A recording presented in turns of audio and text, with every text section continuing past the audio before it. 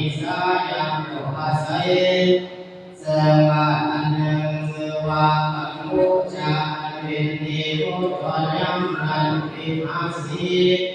มาเทระเจ้าก็อยู่ในทุนนามุปฏิฐานภูเตระกาธิปัสสังฆาเทตามปาปัญญาทิเปอันวินัยตามปาปัญญาตวีตามเพื่อรักษาดาวิมันเป็นที่ตั้งแห่งแก้วสามประการมหาเทรุอันวาม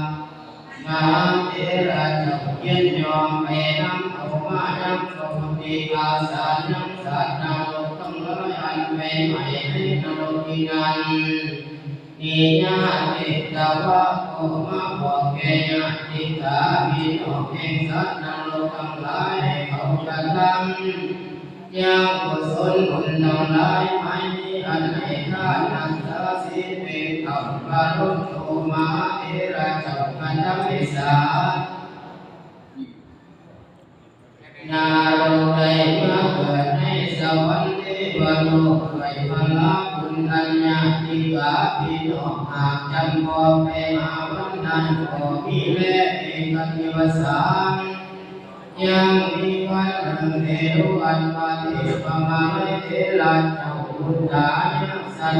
ตุจาสันเลวนิกาลามาสาว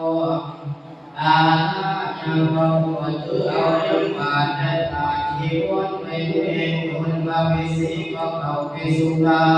รเพื่อจะถือเอายังเครื่องหินดังบาดตาตาในกาลันนันเอกโอตาลิตาปุริโสยังมีใจทุกข์ให้เกียรติใจคนหนึ่งมาสำลักเขาห้องบ่อได้อยู่ในบ้านที่นั้นนั่นแหละ